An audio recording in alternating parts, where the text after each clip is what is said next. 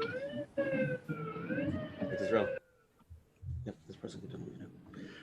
Okay, everybody, welcome to the program. Tonight is going to be our 24th share Baruch Hashem that we are doing here. And Baruch Hashem, we're doing very well. We had a very, very successful up until Yom Tovim. We took a 4-week break. Every Yom Tov fell on Sunday. So me and Menachem had a little vacation. Baruch Hashem, we got a little COVID-19 during the vacation. And we're all feeling better. We recuperated. And we're back. And Baruch Hashem, we have Rabbi Yosef Elefant tonight with us. It's an amazing program. I just want to tell everybody thank you for posting. There was a tremendous amount of posts on all the WhatsApp statuses and all of the social media, and a lot of people, posted it to get a lot of people to come here tonight. And hopefully the share fills up, and we really appreciate that. First, I want to give us also a very special thank you to my friend Arna Fried, who really put a tremendous amount of koiches for arranging everything tonight. I really appreciate it, and I really appreciate it. I also want to thank our advertising sponsors, the Liquid Scoop, for advertising us every week, and also want to give a special thank you to Chazak, Rabbi Yaniv, for posting it on all their Chazak networks, COL Live, Mika Sofer, and a special thank you to Chayla Kaufman, Shmuel Sommer from the network, for always promoting us on all the Jewish digital platforms. Just next Sunday, we're going to have also another amazing program. Rabbi Ari Weinstein from Bucks County, Pennsylvania. He's actually the keynote speaker at the Usher Shluchim. He's going to be talking about self-esteem. He wrote a book. It's called It's Within You. We'll talk about it at the end of the program. It's going to be a very interesting program as well. Let's start with our host, Coach Menachem. Open up with a few Divrei Chizuk. Okay, thank you very much. And yes, I do feel very excited tonight, Baruch Hashem, after the whole break of the Yom Tovim. So I would like to welcome everyone again. And Baruch Hashem, we're back to as if nothing happened. And that's what a lot of people want. They want to get back to normal, as if nothing happened, but not so easy. With what's going on in the world, I don't know where you are, but wherever it is, there's a lot of uncertainty. And that's one thing that people don't like. We need to have some sense of control, at least knowing what am I doing today, tomorrow, where am I going, where are my kids going. So let's hope, after daven to Hashem, things should stabilize. Tonight's topic, the role of parents in developing healthy foundations for our Bochurim. So it's a lot for the parents to understand the role. What's the role of the parent, the role of the yeshiva, the role of the Menachem. But I guess we'll hear tonight a little bit more of the role of the parents. And the truth is, from the feedback and the questions, I got this feeling that people are very excited for tonight's session, because there are people out there with Bochurim, Kanai Nahara, and a lot of questions, trying to figure out what's right, what's wrong, how to do it. And with all those questions, where should they go? So tonight they feel when they're going to come here, they'll get all their questions answered.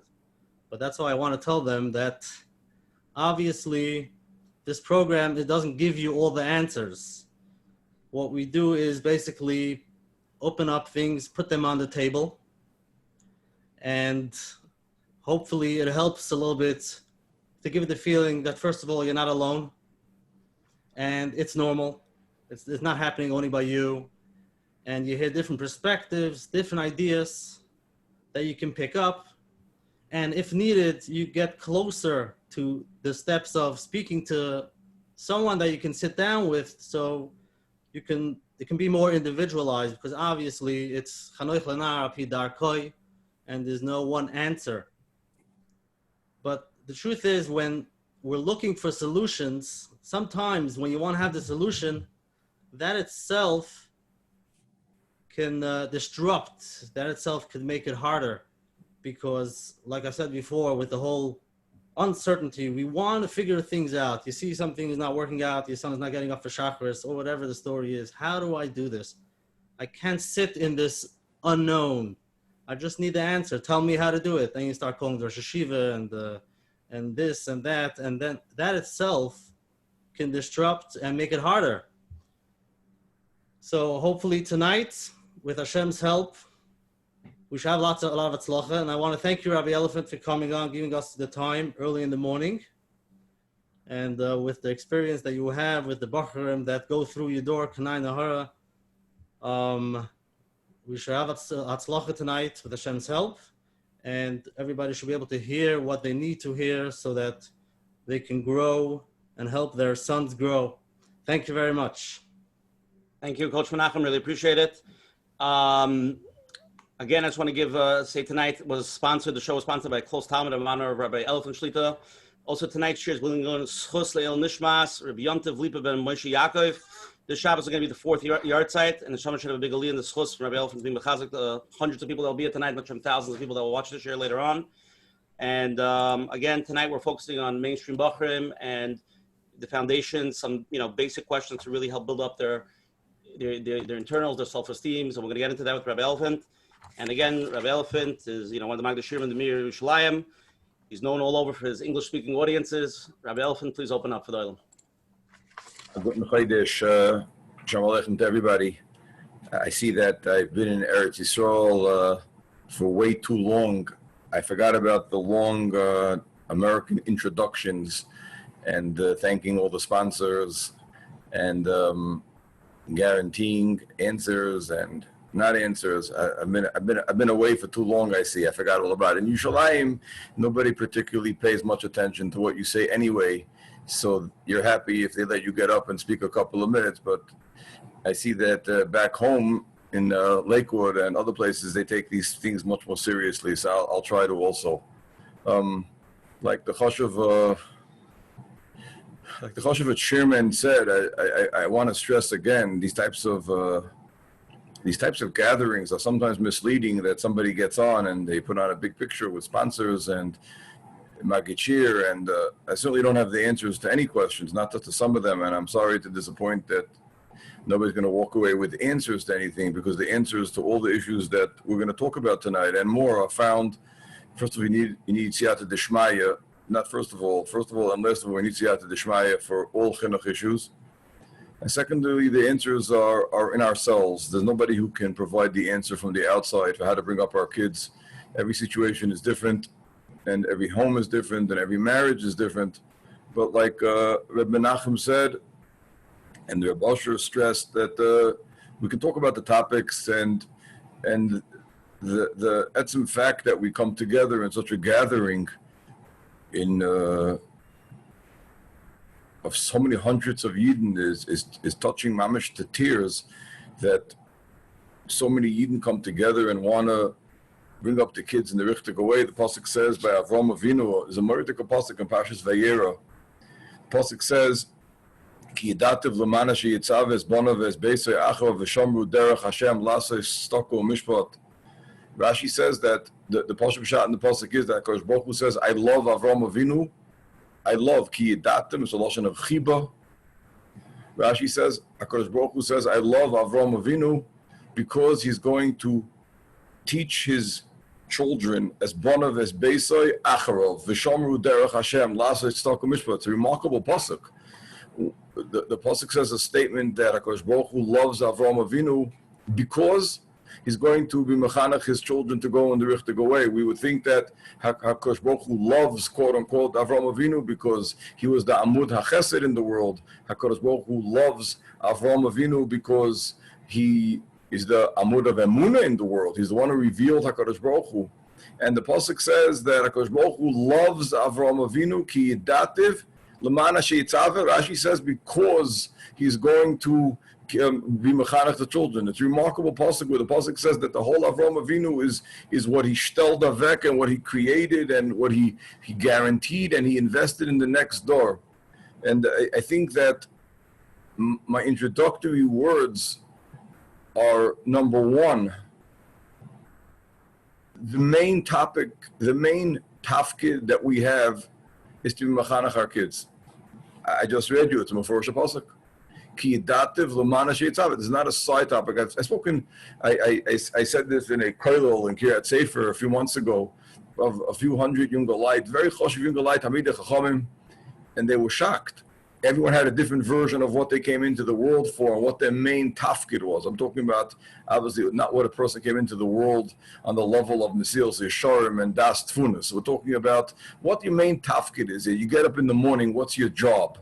Your job is chinuch. Your main job is not even to make a living, which is very important, and not to daven and not to do all the things. The pasuk says, "Ki yidativ." Kodesh Baruch Hu says, "I love Avraham Avinu l'mana sheyitzav es bonav es beisei acharov." So that's the main tafkid. That's the thing that has to permeate our lives 24 hours a day, and thinking about and how and what to do. And that's something which needs to be stressed and overstressed and stressed again, that it's the main tafkid. It's not the job of the yeshivas to bring up the children.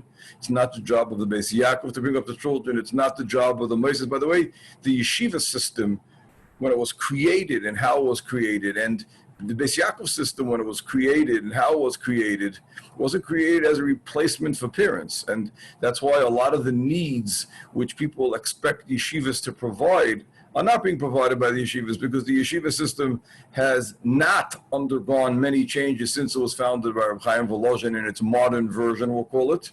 For good reasons, by the way, because a little bit of stability, Menachem spoke about instability in today's world. A drop of stability we do need, and the drop of stability that we do have is how the yeshivas run: first Seder, second Seder, the well-attended Musar Seder, and the night Seder, and all the regular scheduling that we go through. The yeshivas were not meant to provide as a replacement what the parents were supposed to do. It's a tremendous misconception. The yeshiva should do this. They weren't meant for that. And the job of chinuch was the parents, and nobody can replace not the emotional and not the ruchnius job that parents have what to give over to their kids. That's the first thing, that if we would only gather that for that this evening, for that clarity and sense of purpose. I would say two more quick sentences of introduction, just as a headline. That's number one. Number one is our major tafkid is to be machanech our kids, not the moistus. And chinuch includes a lot of topics. It includes ruchnius, it includes emotional chinuch, it includes growth as a human being. I would extend that to another sentence, which is a whole topic for itself. And maybe if I live according to all the rules of my sponsors tonight that I was sent, maybe they'll invite me again and we'll talk about it at a different time. And that is that Rav Wolbe writes in his famous sefer about chinuch, that in chinuch there are two aspects: there's binyan and there's zriya, there's building and there's planting. The fundamental difference between building and planting, it's a whole topic for itself, but I do want to say the headline in the few minutes that we're talking now. There's zriya and there's binyan. Binyan means you have to build constantly. If a person is building a house or a building and one builds the first floor, the second floor doesn't grow. It doesn't happen by itself. Zriya is a completely different form of growth, where one plants a seed, and with the appropriate nurturing and surrounding climate, the plant grows by itself. There are two aspects of chinuch. There are things in chinuch where we have to constantly invest and stress and repeat. I'll give you an example. Midas, for example, behavior. What you teach a 5-year-old is not what you teach a 10-year-old, and a 10-year-old's behavior is not a 15-year-old's behavior. There's a whole code of social interaction. That's binyan, constant. Zriya are ideas that we plant in our children, and they grow by themselves. For example, chavivas hamitzvahs. I always tell people, for example, that if your son is 20 or 21, and you're waking him up for the 12th time, ben hazmanim for Kriya Shema, so you missed the boat. It's too late. There's a whole world of trauma, of traumatic, it's an international thing, it's an incredible thing. I didn't realize until I met it up in Bnei Brak and in Kiryat Sefer and Yerushalayim. There's an entire door of yeshiva bochurim in Yongalayim. By the way, it has nothing to do with how yeshiva shall from there. I'm talking about people from their second button open till their top button closed. The entire range of Klal Yisrael we just covered, more or less. It all depends on how many buttons you have open and you have closed. And the trauma of the Yiddish mothers waking up their 20-year-old for the 20th time for Zman Kriya Shema. It's funny, the ladies usually know the Zman Kriya Shema more than the fathers. That's another topic for a different time. And the ladies, or the Yiddish mothers telling the kid, this is what I sent you to yeshiva for at age 20. And the truth is that at age 20, if you haven't planted the idea of getting up for Shachris, Chavivas HaMitzvahs, for example, is something that a person needs to plant in somebody else. It's not something that you can build over and over. You can plant it and it grows and the child absorbs it by osmosis.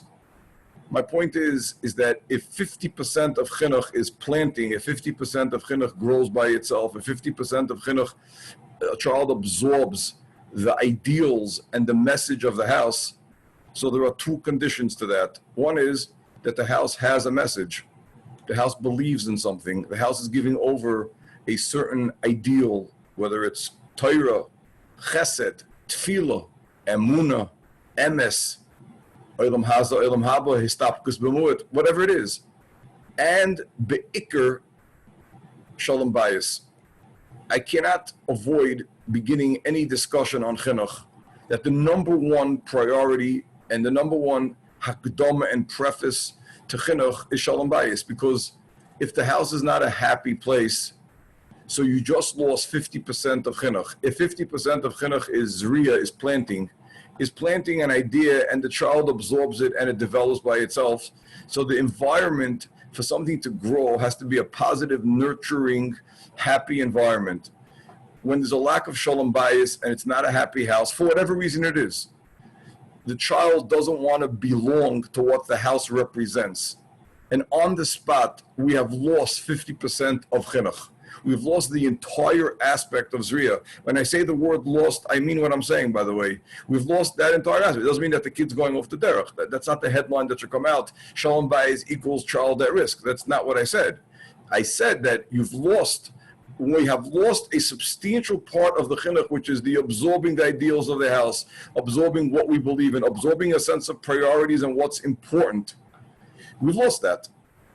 And I can't stress enough, if we only gather together for that it's not a question of black and white or all or nothing of a good marriage versus a weak marriage. It's a question of degrees. The happier a house will be, the more shleimus there is in the house, the more simcha there is in the house, the more peace there is in the house, the more tranquility there is in the house. And be'ikr, the calmer the house is, the child can develop naturally in a calm, safe place. And in that place, automatically, by osmosis, a child absorbs what the parents believe in. If you would ask me what I would say characterizes to a large extent a lot of the door today, it sounds like a bombastic type of headline. People talk about what the door is, but to a large extent, as the introduction said, the mainstream, what a lot of mainstream Bochurim are missing is a close connection with the house.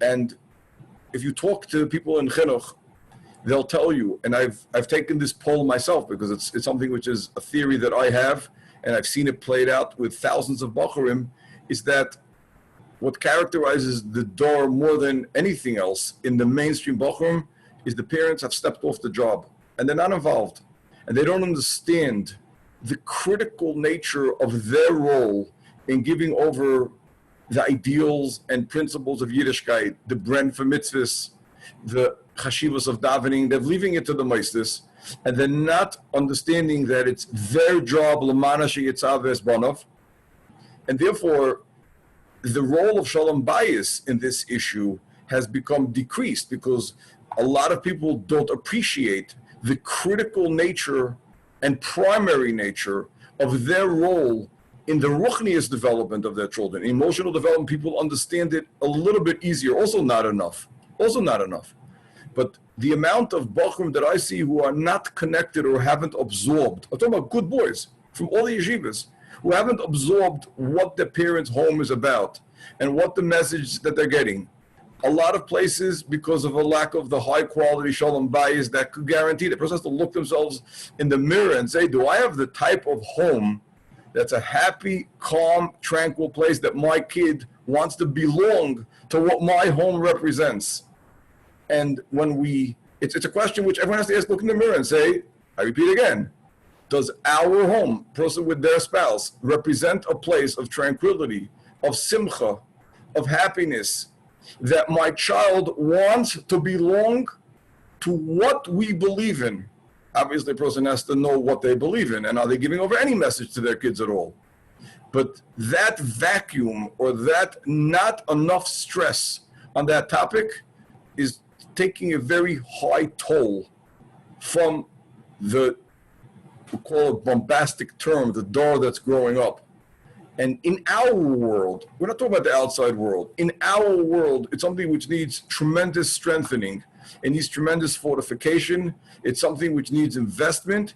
And I think that the combination of, the understanding of the primary role of our job as parents in our children's lives and not to rely on the meisters. There's so many things that the meisters can't replace parents' job.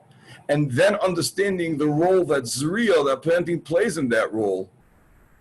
And understanding the primary role of Shalom Bayis, the primary role. When I sit with a Bachur, after 10 minutes, I can tell them the state of their marriage. Most of the parents whose children speak to me don't know they're speaking to me, so they don't have to worry that when they walk down the street. But it's almost like a CAT scan. A person can know how a person can know how a person's marriage is by how the kids look. Are the kids happy? Are they calm? Are they focused? Do they have a clear message, or are they just floating disconnected?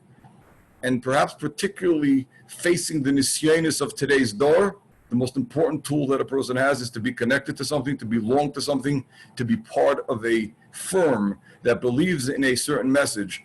It's perhaps the most important tool that we have to fight off the nisyonis, to be able to have the koiches, to continue l'mana sheyitzaves bonov es b'yeiser acharov. The Sfas Emes says one more line. Rashi says that the pshat in the pasuk is that HaKadosh Baruch Hu loves Avraham because he commands his children. The Sfas Emes says HaKadosh Baruch Hu gave Ava to Avraham Avinu in order that he should transmit it. That geshmak and that Ava, that bren, he should give over to the children, which means that the most important thing that we can give over to our children is the bren for Avodas Hashem and the fire for HaKadosh Baruch Hu. But we have to understand that that's our job, our tafkid, and it's a full-time job. It's something which requires tremendous cognizance, tremendous awareness, and obviously tremendous siyata d'shmaya and tefillah. Thank you, Rabbi Elefant, for such a beautiful opening. I just want to tell everybody we got a tremendous amount of questions that came in. Me and Menachem got a lot of emails. We try to categorize it. So let's start with some of the questions that we already have. And again, Rabbi Elefant and all of us wanted, people have a question, please text me. We want it to be interactive. It's mainly question and answer, so please feel free to ask a question. Again, we're trying to get the basic, the general topics. You want to do the poll? What? Let's do the poll. We'll take a poll first, and then afterwards we'll get into the questions. Rabbi Elefant, it's a 2-minute break for you. Okay, it's America. I got the idea already. Yeah, the sponsors, Nathan's Hot Dogs, how it goes. I got the idea. It's a shame you're not doing the elections already now. We'll take a poll for that also. Question number 1. Where do you feel your son is being influenced by the... Everybody answer. It's anonymous, just so we don't get a concept already. Do you think it's mainly from the home/the parents? Option 2 is school, rebbeim. 3, social or friends. Or number 4, they're just not sure where the kids are getting the most of the influence. Question number 2. If you ask your son, if we were to ask your son, what is his relationship with his father, I think he would answer. A, very close to his father. B, we talk once in a while. C, we talk, but he doesn't really get me. D, we're totally disconnected. Answer it, and let's just get it. Rabbi Elefant, you get a little feel from what the oil thinks over here. Let's go. 5 seconds. Interesting. Rabbi Elefant, you can see, they can't see the answer. We're going to share it with everybody. You can see it, but they can't see it. Okay, here we go. 3, 2, 1. Okay, so everybody, the majority of people, 43% feel, most people do feel the influence by the son is really from the home and the parents. I think Rabbi Elefant, right? Do you agree with that? I'm happy to see that we have a good crowd here tonight. This is a growing crowd. Listen, 10:30 night, you have 500 here, so this is the B'nai Aliyah. I don't know why you brought me on, even if that's the percentages. Somebody to lead it. Very few people think the school Rabbeim. Look at that, Rabbi Elefant. 9% of people think the school and the Rabbeim are actually influencing the kid. 38% of people think it's social and friends. 10% are not sure. If you ask your son what do you think his relationship with his father would look like, 51% of people, most people think that they're very that their son thinks they're very close with them. 21% of people think we talk once in a while. 90% of people say we talk, but he doesn't really get me, and 9% feel disconnected. It's very interesting. That's very interesting. Very interesting. Okay, let's get to the first question. It's a very basic question. I think a lot of people have this question, so we'll start with this. And again, anybody who wants to ask a question, please text me. Again, live questions go first. So anybody who wants to ask anything, text me, and we'll put you on live. Rabbi Elefant, nobody has to be embarrassed, right? The opens. We're not talking specific, just a general, right? You have to ask the sponsor. Sponsor's anonymous, so I can't ask him. Me or most of our yeshivas today, the bar level of learning is very high. My son is struggling to stay afloat. He tries very hard, but he feels like he's failing. What advice could you give a parent that he feels his kid is just not staying up to the level of the yeshivas today? Which, again, I don't know if you agree, but we feel most yeshivas the bar is pretty high at most, yeshivas. It's like you said in your words, that the question of the high bar of yeshivas is a question which is, on one hand, specific to every child and every situation. So I would say a number of practical answers.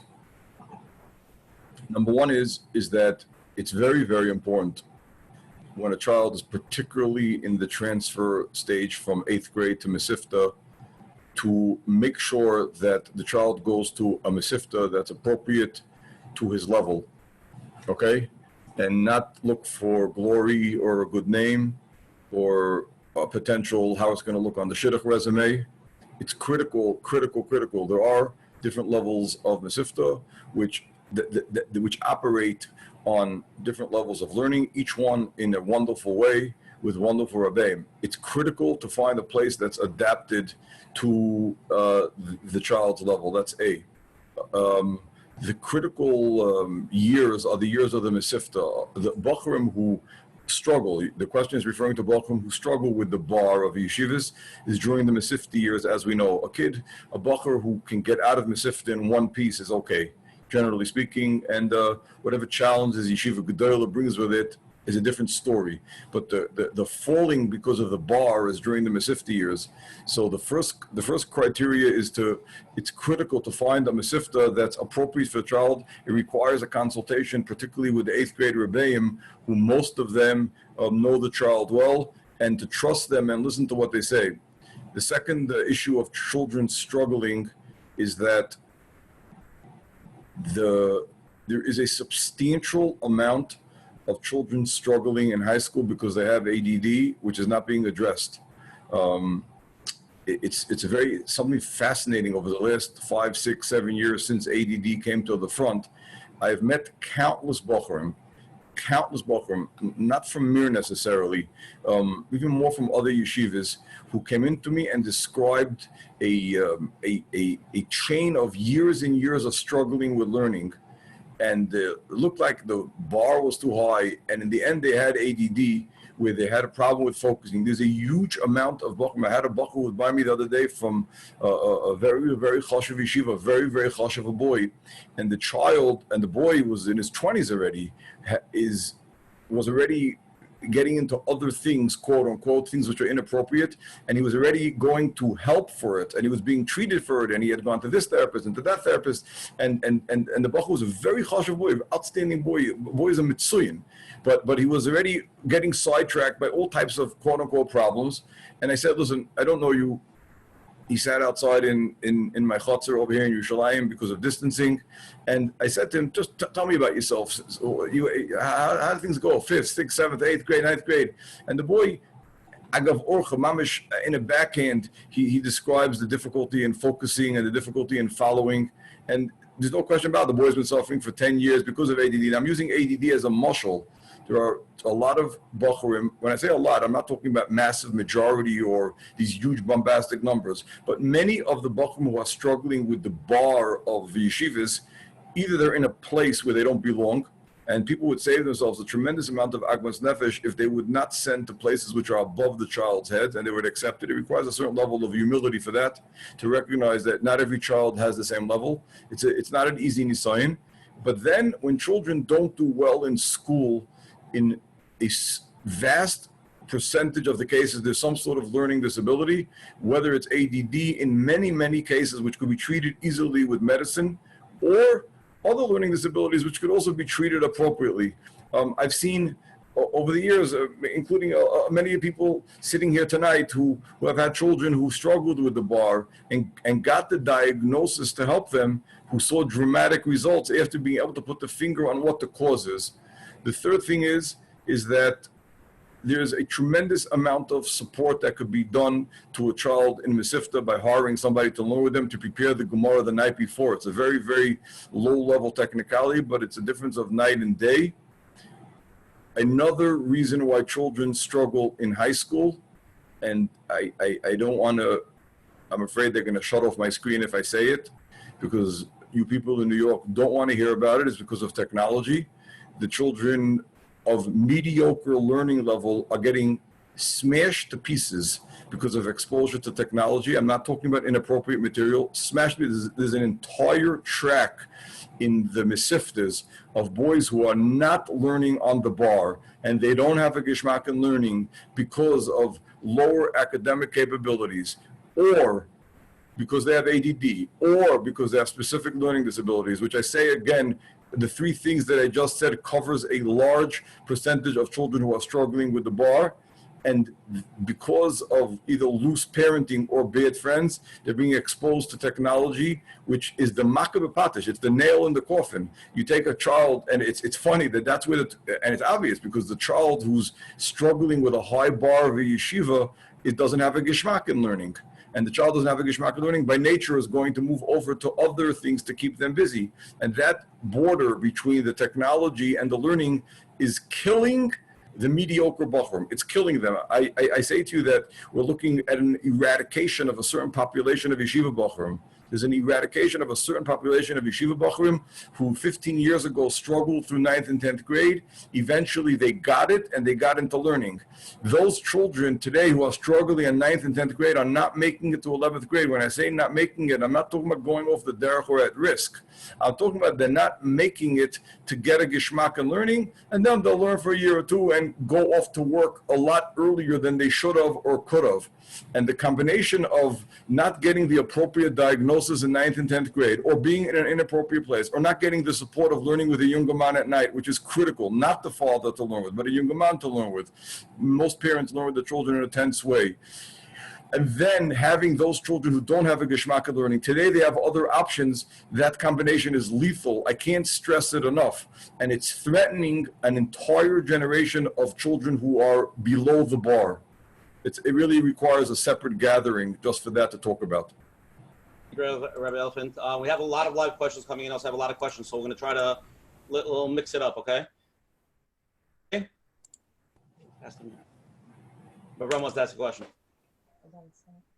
You got it.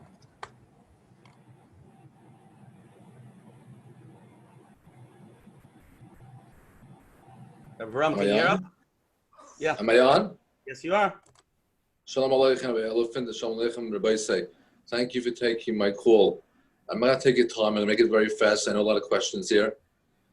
I have a quick question, and then it leads into another question. I'm going to just start off with a story fast. There was once a chazan that died, and his son wanted to yash in the chazanas. So the tzibur held that he didn't have the voice for it. You know, he had all the criterias that the Shulchan Aruch says for a chazan, but he didn't have the voice. But the son wanted to yash in it, so he went to the Torah. And they come to the Rav, and the Rav says, "I'm sorry, you can't come to Chat. Why? I have all the criteria," says the son. So the Bezdin tells him, the voice is not a criteria. The voice that's the cheftz of a chazan. You first have to be a chazan, and then you have to have the criterias, right? The tnoyim is another step, but you have to be a chazan first. Du bist nicht chazan. So my question like this: there's a lot of reasons. You know, the Rashiv mentioned a lot of reasons, shalom bias and ADD and friend. I want to know like this: what are the levels? What's crucial? What's the aleph that you have to have the voice? Otherwise, it's nicht chazan. And what's the tnoim? Or are they all on the same pave length, or they're not? That's one question, and I'm going to let you answer both questions. And if the answer to the shalom bias is that the shalom bias is the voice mamish, if that would be the answer, my question is, shalom bias is something that we daven for. I mean, the Chazal say kasher k'kriyas yamsuf, panasa, and shidduchim, which I would assume also means after you get married. So it's kasher k'kriyas yamsuf. Most of Klal Yisrael is not a B'vig Miller's marriage. How much can we blame on the marriage? I'm asking, you need a happy home. A happy home makes a happy family. But realistically, what could we have like a measuring tape of what does it mean, Shalom Bayis, that's acceptable, that a kid could pull through in a healthy oifen? Those are two questions. Sorry for taking your time. I'm on a contract till 6:30 either way, so it's no problem. Thank you for the very important question. Who was I speaking with? Rabbi Avrhom, whom? Yeah. Unless it's anonymous, I'm not sure if somebody is that. What's the name of I don't care. I don't care. I'm not shy. I said my name. Avraham Yishaya Karelitz. Karelitz, right? That's a nice name. The Shakaya for the question. So, first of all, I'm not God's apostle in the world to answer the question on exactly what and when. I want to make that clear. I would just use the opportunity of the chosh of a question to repeat something that I said earlier to use it to stress, and that is A and B. If you would ask me, I think that the chazenkite, okay, the baseline requirement of chinuch is l'mana sheyitzave. Go back to the pasuk, okay? You have to give over a message. In other words, if you want to know like what's called being a parent, one is, do you have a message? You believe in anything? Is there anything important to you? Do you have what to give over? Everyone has to look themselves in the mirror and say, like, what message do you give? I see way too many Bochurim, good Bochurim, who sit and learn, who steig, who grow, who haven't received a message from their parents. A message. It could be Erev Slichas, it could be Rosh Hashanah, it could be Yom Kippur, it could be what it means to do tshuva, what it means to do an avera, what it means to run for mitzvahs, whatever it is. I haven't seen enough. I'm not coming to say a negative picture that Roiv of the door is not. But the first fundamental criteria of being a parent is L'mana sheyitzave, that you give over a message. And the second fundamental criteria is that it's a happy home, and that's the answer to your second question. Of course, most people don't have, like you said, Rabbi Victor Miller's marriage. But I'm going to say something controversial. One is, I think we should be expending a lot more effort in getting to Rabbi Victor Miller's marriage than just shrugging our shoulders and saying, oh, I don't have it, and what can I do? He's Rabbi Victor Miller. And I think we can do a lot better job on our marriages, a lot better job, and improving, because the second criteria of what Rabbi Karelitz asked about being a chazan is having a happy house. And if you answer, okay, so where's the bar? The answer is it a happy place? Is it a place that a kid wants to come home to ben azmanim? Because if it's that's a very clear bar, by the way. It's not an exact bar in Ruchnius, and it's not but is it a happy place? Is it a place that a kid wants to come home? He's coming home from yeshiva after a long zman. Is it a place that he comes home? It's a happy place. It's a positive place. Yes, no place is gan eden lefnei hachet. We're after the chet now, like Rabbi Seinu taught us. We're not in the utopian world of other Yisrael Chet. Nobody's perfect, and no shalom bias is perfect. But is the home a happy place? If the home is a happy place, it's a place where the child wants to be. So first of all, the child's not on the street. I always tell people, and this is more to get to kids at risk, but it's also to get to mainstream Bochurim. In Volozhin and in Slutsk, and even in Berdichev, and even in Kerastira, before they had what they have there now, a child on a Motzei Shabbos didn't have what to do. So he was stuck at home, whether his parents got along or not. There was no child in Kerastira, and there was no Achnasas Archim in Berdichev, and there was no, even in Radin now, they're building these huge visitor centers, which just shows that Klal Yisrael is moving towards Achdus. There's going to be chalent everywhere, from Radin to Berdichev. There's no shortage, Baruch Hashem. And today, the children have other places to be. Remember that. A mall, in the old days, a child didn't have other options. There was no Golden Schnitzel to go to. And Golden Schnitzel itself is nothing intrinsically bad, if there is such a place. And it's not one of the sponsors of this evening, as far as I know. I wasn't told who the sponsors are or what they're sponsoring exactly. But the child today has an option of going to Golden Schnitzel, if there is such a place. Now, a child 100 years ago didn't have that option. But our children have options where to go. And if the house is not a happy house, and it's not a place, you have to ask yourself, the answer to Rabbi Karel's question is a very clear question. Is my house a place my child wants to be? In light of the fact that he or she has other options and other places to be. It's a very simple criteria. Does the child want to be at home? If the child wants to be at home and is happy to be at home, then A, on a very superficial level, they won't want to be in other places. But B, but more than that, But more than that, the child will be able to absorb what the home's about. I have to a little bit argue on the disclaimer of, not all our marriages are Rabbi Victor Mills marriages. There's nothing we could do. I think we can do a lot better job in working on the marriages, investing time in the marriages, improving the level of marriages. And if people need professional help, they should go for it. If there are problems in communications, it would be worth the whole gathering tonight just to stress that, and no, not to be satisfied with mediocre marriages. And we're not going to take a poll on that of most people if they have mediocre marriages, good or great. That's the poll that we're not going to take tonight for obvious reasons. But I would argue only with Rabbi Karel's on this point of don't be satisfied with not Rabbi Victor Miller's marriage, and don't be satisfied with mediocre marriages, and invest time and effort in improving it and constantly upgrading it. And there is what to do about it. It's a topic for a separate gathering. Okay. I saw Pachad Yitzchak, which I want to stress. I wrote it recently in an article that the Pachad Yitzchak points out that after Adam Rishon was created, there are two aspects to Adam Rishon's creation.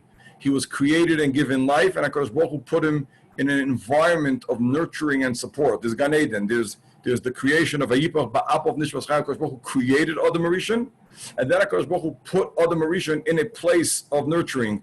The Pachad Yitzchak speaks out that after Yom Kippur, a person gets life back, and then comes Sukkot, where HaKadosh Baruch Hu puts you in a nurturing, supporting geographic location. That's why after the Chet of Adam Rishon came death, and he was driven out of Gan Eden. There's the Gavra, there's the person, and then there's the place that you're in.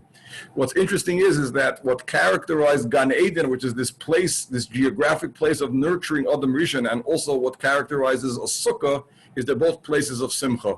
The Sukkah is a place of Simcha. That means the place where a person nurtures and cultivates and grows is a place of happiness, and that's the critical role of marriages. Continue. Go ahead.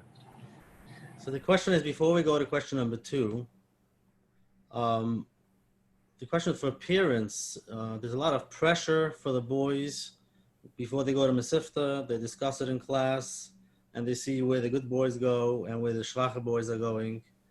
And obviously, everybody wants to go in the good Mesiftas, and there's a lot of pressure.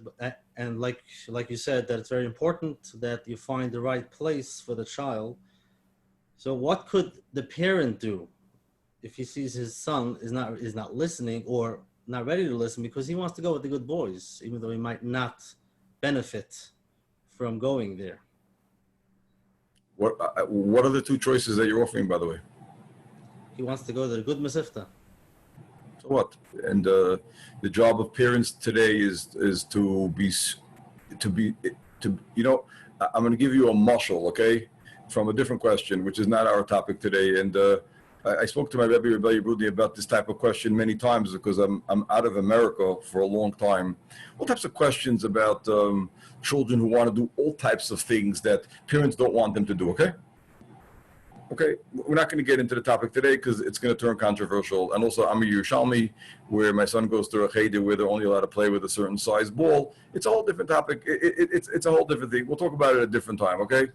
And the answer is that a parent has the right and the obligation to do what's good for their child, okay? So the question, what do you mean, but the kid's going to explode and this and that? So again, we go back to the fundamental basis of tonight's discussion.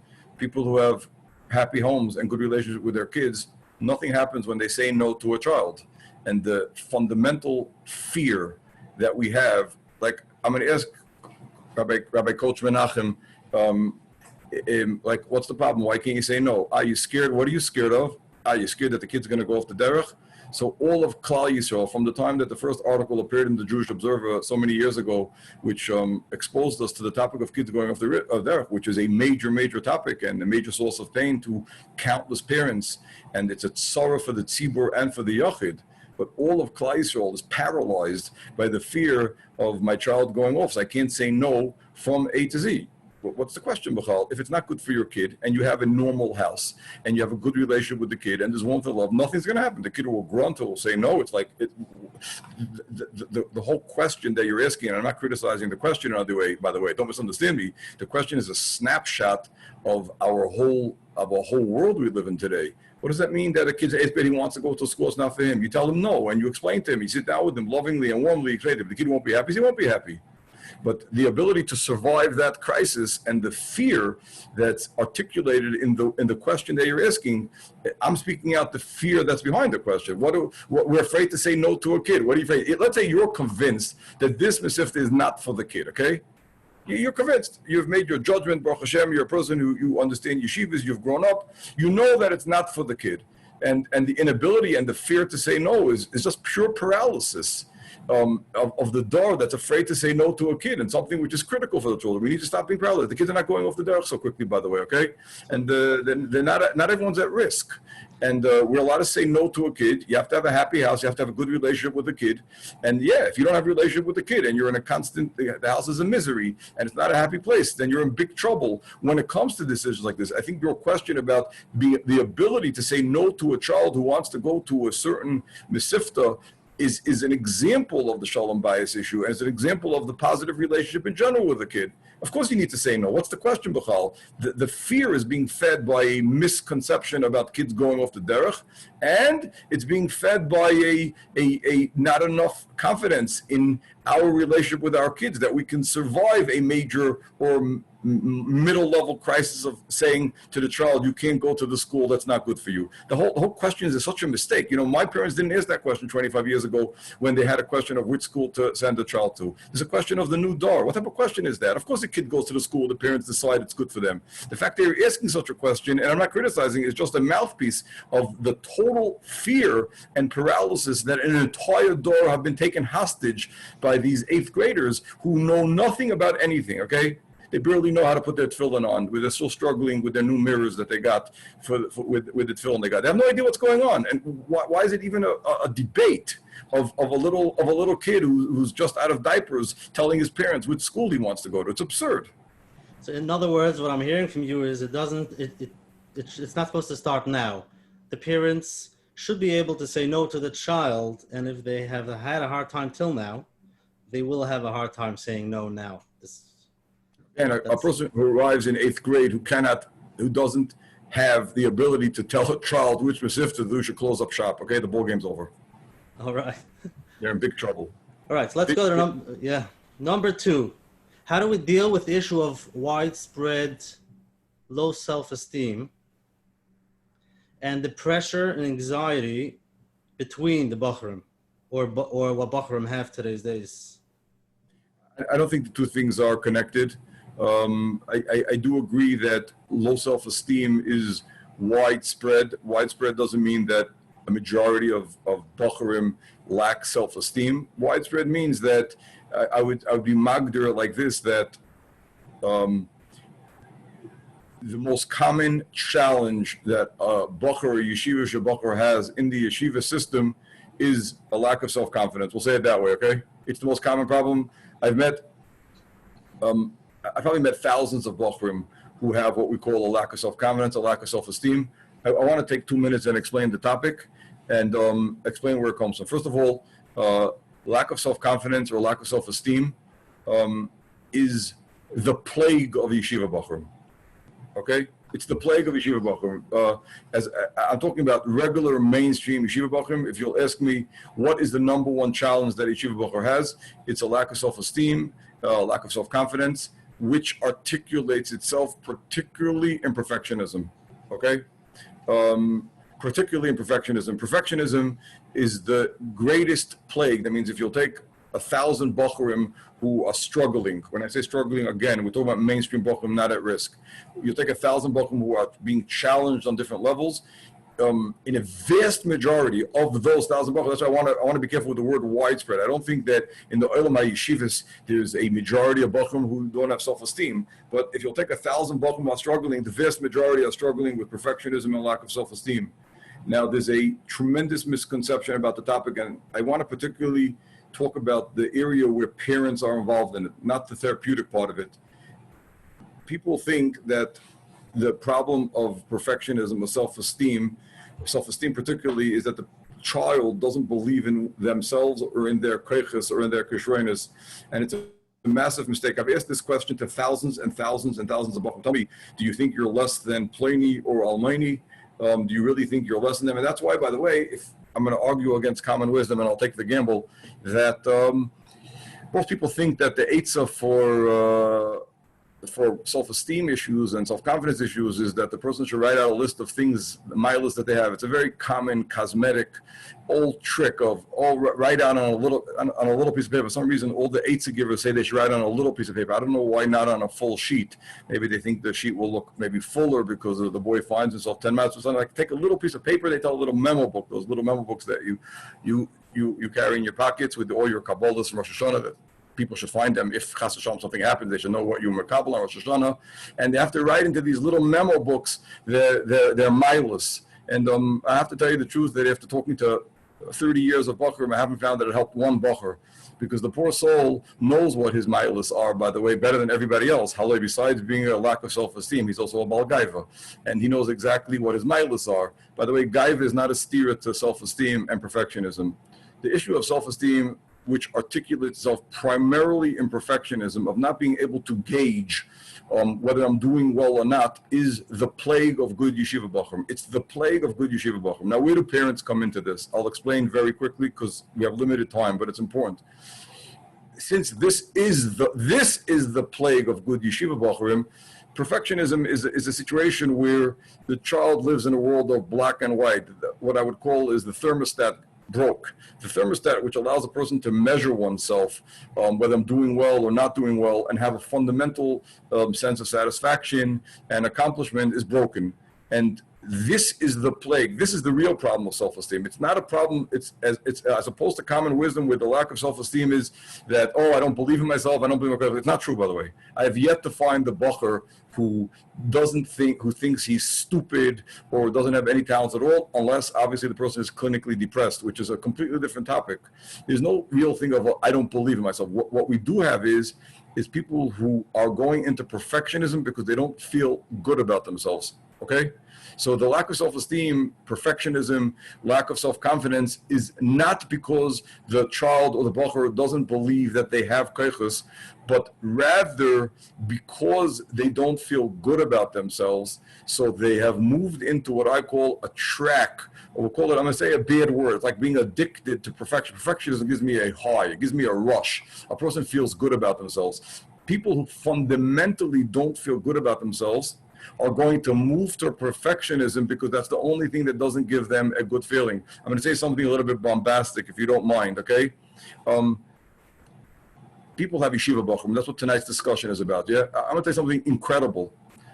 I have met, over the years, hundreds of bochurim who arrived in my dining room who said to me, from the entire spectrum of yeshivas in Yerushalayim, okay?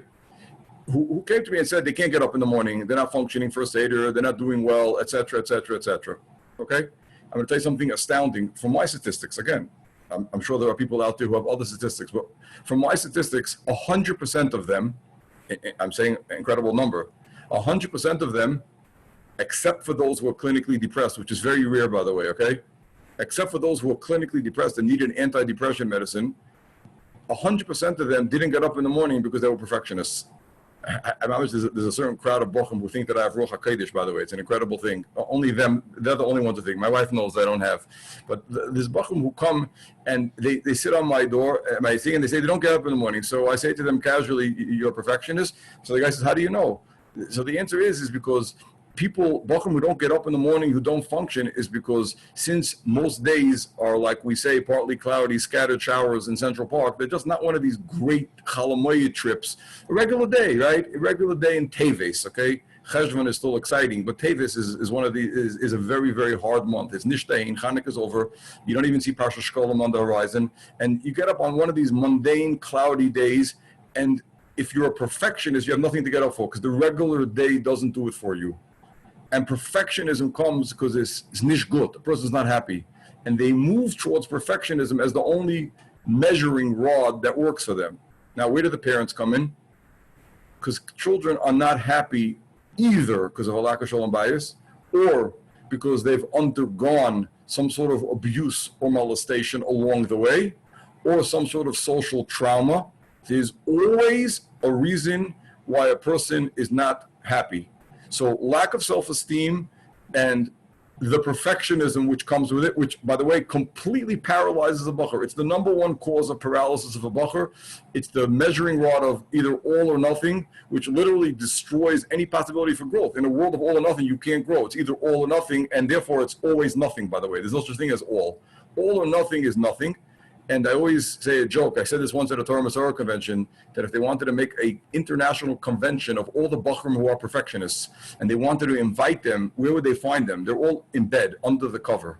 They're sleeping. They're waiting for the next new sugya, for the next two dots. That's going to make a new haschola and a new bren. I think Oz Vahad is going to come out with a new Gemara for the new door that will have two dots every two lines. The Vilna Shas was for a non-depressed door. They have the two dots every half a page. I think the new door, and Oz Vahad can certainly, or Art School, I don't know who's sponsoring tonight's event, so I don't want to say anything. Whoever will be will put out a new Gemara that will have a two dots. Rabbi, two dots. You say Tichavusa, we'll make a new star. And the next sugya we're going to mamish. We're going to knack with all the Rishonim and all the Achronim from the K'tzais till the Nesibis with all the Rebbe Kivegas and all the Birkush Shmuel statement in the middle of the second Rashba when the guy has to make a cheshbon. He didn't get it 100%. He's out of the ballgame, but he has another two dots coming up. And he tells his Chavrusa, I'll be back next week. And those problems are rooted primarily in parents either not creating a happy child or not being aware of something that's going on with the child that's destroying the kid's fundamental good feeling about themselves. And a person naturally, I'm saying something critical, has a good feeling about themselves. Adam Arishan didn't have a therapist. I think Coach Menachem over here is sitting here, so he's more in the field than I am. He probably knows. Adam Arishan didn't have a therapist. Can you believe it? How do we know? He was the Nazir Abriya. It doesn't say that he was created with a therapist. It says it was Chava came along afterwards. No competition. What? No competition. It's not true. You see, you're saying a modern answer that the source of the problem is the competition. Other Rishon didn't need a therapist, not because he didn't have competition. Competition is not the source of the need for therapy. A person who's happy with themselves doesn't depend on outside criteria and doesn't care for this competition, okay? Adam Rishon didn't need a therapist because he was Nezer Abriya. He was created b'shleimus, and he had his own internal happiness. Afterwards, things got complicated. That's why we're gathered here tonight. The person who grows up in a safe, happy environment has self-confidence. I repeat, a person, you don't need to give your kids self-confidence. You don't need to tell them 50 times a day they're great. If they're happy, they know that. And if they're not happy, you're telling them won't help a ki who's there, and also writing these ridiculous lists of all the miles they have. Children who grow up in a safe, happy, secure environment will automatically grow up with a good feeling about themselves, and they will not need to move to perfectionism in order to feel good about themselves. What happens with the perfectionism, one more sense, if my chairman don't mind, and one more sense that I would say is that what happens is like this: the child doesn't feel good about themselves. I'm saying a very primitive equation, but it plays out in thousands of Bochurim. A child doesn't feel good about themselves for whatever reason. The child moves to perfectionism, which is a bar which can't be met. Then, since it can't be met, the sense of failure kicks in. So then I must be a failure. And that's where the lack of self-confidence comes from. I'm saying opposite in the common wisdom. I know that, but I've seen this play out in thousands of Bochurim. You know, you ask me about children not living up to the bar of Mesiftas. Most of sense of failure that Bochurim have is not because the Mesifta that they're in is above their bar. Most Bochurim have a sense of failure is because they don't feel good about themselves. They've created in themselves a bar which can't be met. The reason why they've created that bar is because it's only that bar that gives them a sense of success. They've reached this incredible horizon which can't be met, by the way, and then when they don't meet that all or nothing begins the sense of failure. The real sense of failure is a derivative of the perfectionism rather than the cause, and then we're in trouble.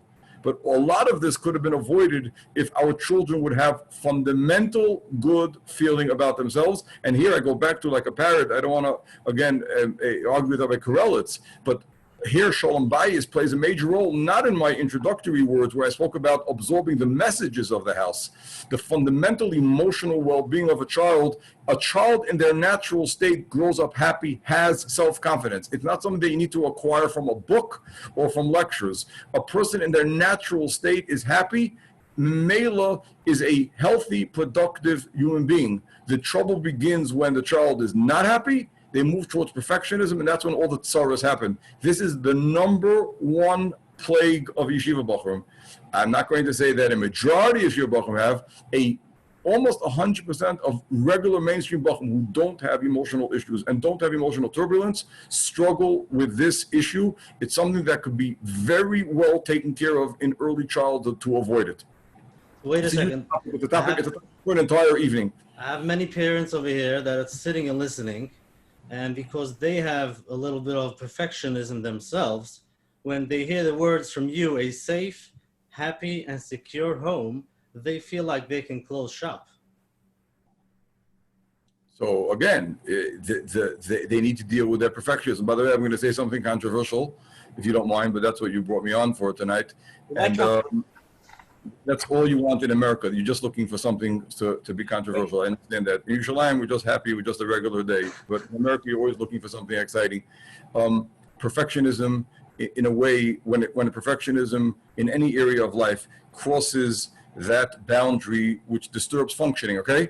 It can only be taken care of with therapy. It can't be fixed any other way, not with Shari Tshuva, not with Orchas Tzadikim, and not with any Avodas Hashem. Unfortunately, it's a plague in our community, the perfectionism. You articulated it in the name of the parents sitting here tonight. So I am... Not all of them, yes, because that would be a perfectionist thing to say. There's no question about it that the perfectionism is plaguing us as a community. It's not coming mistakenly thought from unrealistic spiritual or ruchniist expectations. It's coming more from post-war issues, which we're not going to get into, of the people who you represented are perfectionists, grew up in houses which created that. And if a person finds that they or their perfectionism is causing them any sort of dysfunction, I take back the word any sort, substantial dysfunction in their lives, whether it's in child rearing or in their own ruchnius growth, and they're not able to get out of that, there's no question about it to get professional help on some level. I have not seen people get out of perfectionism by themselves. I'm talking about on the level of perfectionism which is hampering their day-to-day functioning. If we only gathered here tonight just for that, it was worth it alone, because it's something which is plaguing our community. It's plaguing parenting, it's plaguing learning, it's plaguing growth, it's plaguing davening, it's plaguing avodas Hashem. Perfectionism is the plague of our community, and it's emotional based. Everybody for their reason of where they come from. In most cases, I'm stressing, it is not in a place which handicaps a person to the necessity of getting professional help. It's not, okay? But in places where a person feels, if you're representing somebody over here in your question of parenting who finds that perfectionism is hampering their parenting, okay, they should go. Perfectionism is not, I've spoken to people where, I always ask a boch who's a perfectionist, tell me why you're perfectionist. Why? The guy says he was born this way, okay? I've heard this from thousands of bochurim. They were born this way, the perfectionists. So then I would suggest that Dor Yisharm should have a new genetic testing instead of Tay-Sachs. This is a much more common genetic disease. By the way, this is common for Sephardim and Ashkenazim and Hasidish. This is not an Ashkenazic genetic disease. If Taka people are born with perfectionist tendencies, then it's something that I would urge all of you to check before you do a shidduch. But it's not. Perfectionist or not? I'm sorry. Do they do a shidduch with another perfectionist or not? I want to know for the test. Absolutely, the misery is common. The point is that it's not a genetic thing. It's something which is an emotional based thing, which needs to be addressed. So if it's hampering a person, if a person's living within, a person's fundamentally happy, I go back to Rabbi Karelitz's guidelines, then it's okay. And if it's fundamentally not happy and it's hampering my parenting or my avodas Hashem or my personal growth, then I urge anybody who has it to go get a little bit of help. In a couple of months, it could be spoken out to find out what's the misery inside of us that causes us to be perfectionists. I repeat, what is the misery inside of us that causes us to move towards the cocaine of perfectionism, which makes us feel good about ourselves? The problem is that it's a little bit cheaper than cocaine, but it doesn't do it. Rabbi Elefant, I just want to say, I want to try to move the cover. I'm trying to move through. There's a lot of live questions people want to ask, and I want to. We so many topics we didn't even touch on yet that I want to try to get to if we could. Rabbi Shlit wants to ask a shayla.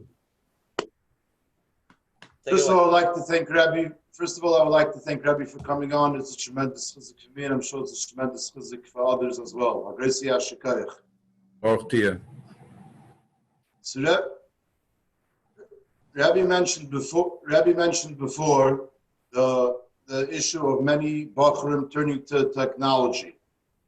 Now, we know that a person is mushpa from his sviva, and there are many people that have either smartphones or internet access in their home, computers, and many parents, fathers and mothers, and many people say they need it for panasa, which is probably true, but to a certain extent, many people would agree that a lot of time is spent, parents are spent on technology for things which are not for panasa, even though people say they need it for their daily life, but people spend a lot of time on technology for unnecessary things.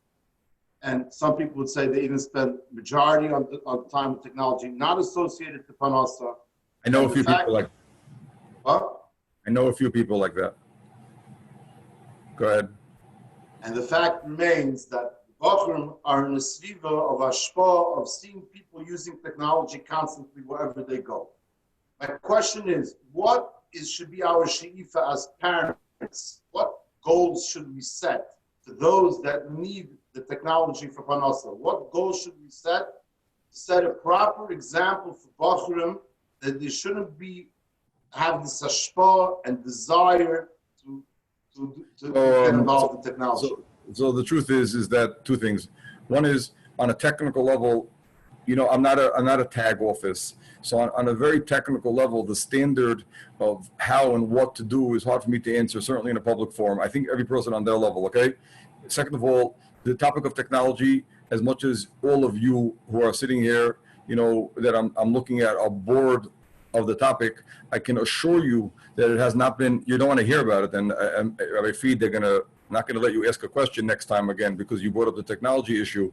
And it's the last thing that anybody wants to hear because the olam has been there, done that, and nobody wants to hear about it at all. I'm watching Rabbi Parnes over here frown that again, the technology thing came up again and you're ruining the entire evening, Rabbi Fried. But I appreciate our Noach, the Zangesund and Stark, that you brought it up because I'm going to say the following sentence again.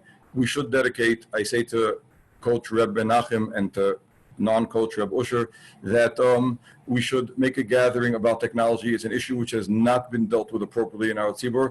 I will say the following, though, one sentence. I'm going to repeat again what I said, and you can quote.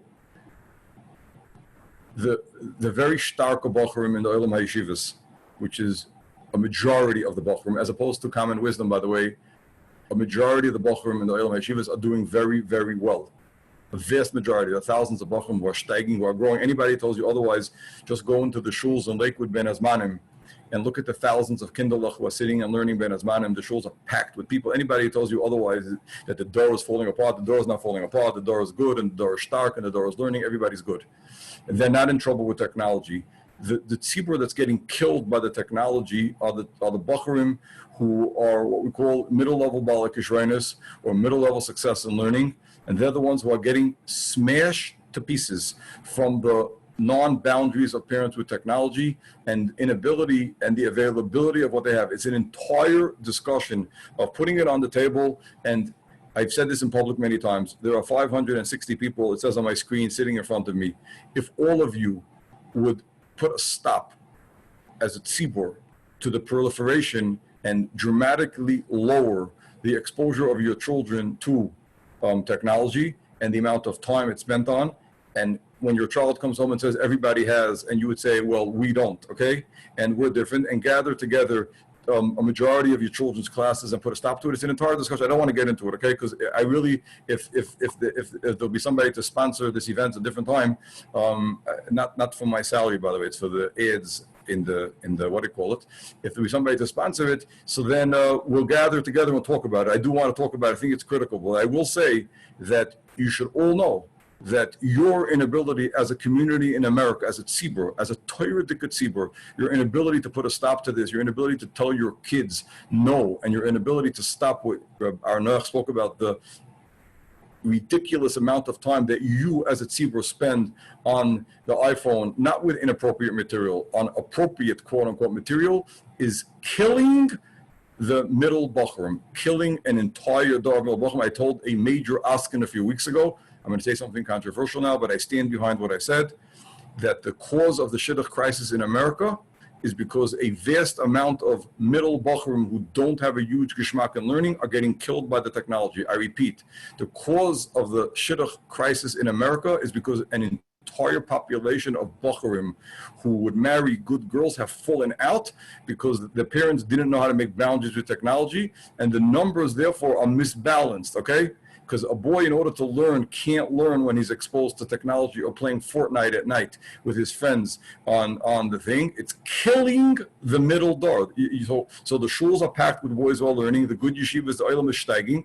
And the middle Bochurim who don't have such a geschmack of learning are getting smashed to pieces from ridiculous video games, computers, narishkeit, like Fortnite and other addictive games. I think that's what it's called, which has swept through the frum communities. It's destroying your children. It's the biggest failure of Haredi Yeshivish America since the war. The inability to stop this plague, and it's wiping out a certain part of our population. Just you don't see it because most of the tzibur is doing very well. But part of the tzibur on it, and those hundreds of kids a year who are getting destroyed from the Fortnites of the world are falling out of the shidduch system. But we're not talking about shidduchim tonight. That's a different gathering. But it's the cause of the shidduch crisis, or it's exacerbating it. Go ahead. It's almost Shachris. Let's go ahead. Okay, Mrs. Greenspan.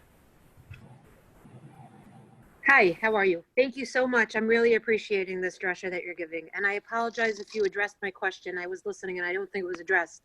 It was mentioned before that a lot of the children, the boys that struggle have low self-esteem. And it was mentioned that a lot of the problems come from a home where the shalom bayis is not what it's meant to be, or where the children are not, they don't feel safe and loved. But how about if somebody has 6, 7, 8 children, and of those children, all but one are happy and well-adjusted, and you see one child who is growing up in the same warm environment with the parents that have modeling the same happy, healthy marriage, and the parents are doing everything they can to make this child happy, and you see what's going to be in 5, 10 years from now. You see the children who are not happy, and you see the path that they're taking. What could you do to proactively, if everything is being done to model a healthy, happy house, and the rest of the children are falling in line, what could be done proactively to make sure that this... So I don't have the answers to these types of questions. You know, there are tsaros in the world which I certainly don't have the answer to. We don't have answers to all the questions, okay? And you know, specifically, you're talking about an unknown child, okay? But generally speaking, okay, I'm saying something not from my experience. I'm just saying as a conversation piece, and that's why I'm not going to go into length about it, because I don't think I have any more wisdom to offer on this topic than you do, Mrs. Greenspan. And that is that generally speaking, in most cases, there's a cause why the child's not doing well, either emotionally or academically. Now, again, you're right. Not everything comes from marriages. There are outstanding homes with marriages where kids don't do well. The only thing I can tell you, besides to daven, by the way, is to get the child early on an evaluation, either psychiatric, psychological, emotional, or educational. And I've seen dramatic results from these things. That's the only contribution that I have to tell you. There's usually a reason why a child, but there is such a thing as a child who's difficult, and I don't think in this context or any context I have what to offer to fix that. Really, there are tsaros in the world. Not everything is easy, and there's nothing that I'm saying tonight. I preface my words tonight. That's a solution for all the problems of Klal Yisrael. We're not going to fix the hole in the ozone with all the aces that we're talking about tonight. There's no question about it that there are exceptions to the rules. I can only tell you that in many situations, a good evaluation would have helped. Sometimes there's personality disorders. There are things like that which are serious issues which could be helped or can't be helped. I don't have a magic potion for you. I appreciate it. Thank you. Rabbi Elefant, this is one of the questions I want to get to tonight. What should a father do when he sends his sons to yeshiva, supposedly like, B'nai Eli yeshiva, when his son comes home, it's off Shabbos, Ben Azmanim, he davens late, barely learns, he claims he just needs a break. What's the question? Question is, he sent the kid, he's doing well in yeshiva, good yeshiva. When he has an off Shabbos, you see him waking up, coming to shul an hour late, learning for 20 minutes. He's just not, when it's his off time, he's really taking the off time. How should a parent that his kid is basically doing well, but you feel like it's a little bit like he's not really being kind of it, because when he's off, he's just not doing anything properly. He's coming late, stuff like that. Famous question. I remember I had a bochurim in my shir 25 years ago. I don't think he's on tonight here. and he's a major chinuch personality today who really has helped hundreds and hundreds of kids. And his father complained word for word. It sounds like his father wrote the question word for word. And you forgot to add on the famous Hungarian sentence. I can make a joke about it because I am one myself. And that is, and this is what I sent you to yeshiva for. This is my tuition? Some people talk about the tuition, some people talk about what I sent you for, but the nusach is different. But the context is, I thought you're learning, and you know, the poor guy didn't come home, he didn't say Dvar Torah at the meal, and his whole year went down the drain. It's incredible. It's the power of destruction is moiridik. You know, the poor boy came back after Holzman, he didn't prepare Dvar Torah for the first Suda, or whatever it is, and he came late, and ball game's over. The rest of the Ben Azman was not Nagea. Mamish Tashbisu, the parents wiped out the entire Ben Azmanim. It's an incredible phenomenon which happens only by people who are disturbed. I would say the following, okay? With chinuch, there's two things which are critical to this type of question you're asking. One is we need to deal with our children with a long-range view, not with a small-minded view of today, okay? So everything we do with our kids, it needs to be with an eye towards the finish line of where we want to get to. Let's say you have a kid who's 15, 16, 17, he went to yeshiva, he came back, okay? Let's say you have a picture of where you want him to be when he's 20, 21, okay? You have to think about in every day, first of all, I'm talking about ideological level of the way we deal with the child in every scenario is what's going to get them to the finish line, not what's going to get them to daven or get up now in this particular Ben Azmanim or not. So the decisions of how to deal with a child who comes home Ben Azmanim and wants to quote unquote relax or with davening, all that. First of all, in general, the decision of how to deal with it should be done with a long range view. I'm saying this because I believe this question is a springboard to bring out this point. Many times we get stuck in local events. And a very smart Jew in Yerushalayim who I used to ask chinuch questions, when I would ask him these types of questions, would tell him, okay, so you'll say X, Y, and Z, and then va'azma, I'll translate for you. He would say, and then what? In other words, the first answer to this question is, and then what? So you'll say something. Tell me what you gain from it. And what I'm saying just now is perhaps the most important thing that I'm saying tonight. You know, in Yerushalayim, where I am now, is what's called a major part of Yerushalmi activities is what's called the Chi of Machal, right? Right? You know, everyone's busy making machals about everybody else. When you see these huge posters which hold up the walls, like they say, Machal Rabasi Nizdaza Eretz Yisrael Abameos Parsal Abameos Parsal. You've all learned in Eretz Yisrael. You've all been there, done that with these huge posters, and you all know that the Machal is not a way of bringing up children, by the way. So whenever you say anything out of your mouth to a child, you need to ask yourself and say, va'azma, and what's going to be the result? You told the kid off. So first of all, on a local micro level, my answer to your question is like, and then what? The kid's going to get up early because of that. He's going to have a happier person. You, in the long range picture of chinuch, chinuch requires long range planning, not short range planning. We don't live for the minute in chinuch. When we talk about guidelines of chinuch, we're talking about the end game of where I want to get to. So first of all, when a child comes home in a Ben Azmanim, you can't focus on the Ben Azmanim. You need to focus on the longer picture and the longer relationship with the child of where I want to get to. Okay, that's A. But second of all, on the particular question that you asked, leave the kid alone. That's my answer to your question. A child comes home Ben Azmanim, he needs warmth, he needs love, he needs a good meal sitting on the table when he lands from the bus, 3-course dinner. Fridge should be full as much as economically you're able to do it. He needs warmth and love. He doesn't need your nujurai. Imagine the guy's in this pressure cooker a whole year. You're talking about a boy who comes to Be'ezmanim. He's in this. Look at this intrinsic steer between the two parts of today's evening. On one hand, everyone's asking about the high bar that's above the kids. So these poor kids are in these moistus where the pressure. The top yeshivas are pressuring the kids like crazy. Fine, they're doing great. The other yeshivas are pressuring and they're not making it. Then the poor kid finally comes home, Be'ezmanim, right? And then his parents are standing over him. You get up for that, and you get up for that, and don't eat so much that, and you already took that from the fridge. Why are you taking again? And why are you drinking so much soda? And why are you going here? Why are you going there? Leave the poor kid alone. He has one island in the world where he comes home from a very anxiety-pressured world. He's out there trying to find himself. He's out there trying to survive. He's out there trying to succeed. And then he comes home for a few weeks a year into Vita, a pressure cooker alone. I always say it's very simple. With waking up your kids, Ben Azman, I'll tell you what I did, and I believe in it as an ideal. Ask your child, do you want me to wake you up? Now, there's a very simple mamanashach. If the child says, I don't want you to wake you up, so then you're in trouble anyway. If the child says, wake me up at a certain time, so wake him up at a certain time once. You're not an alarm clock, by the way. You're a parent. You wake up the child once. You don't need to cause post-trauma by waking up the child 20 times. The kid didn't get up. It does not mean that his man was a failure. I repeat. A child who comes home at his man and doesn't get up for davening and doesn't open a sefer. I have children of mine today. I have a child of mine who's a Bucky in Shas, who he even learns in brisk. Can you imagine? And he was there for 7 years, and he writes the notebooks now. He writes the hefta now in the Kachim shir over there, and he knows Nashim Nezik, and that's why I sent him there to learn Kachim. And I remember one of the men as manim when he was 16, and he was a tremendous mitzuyin.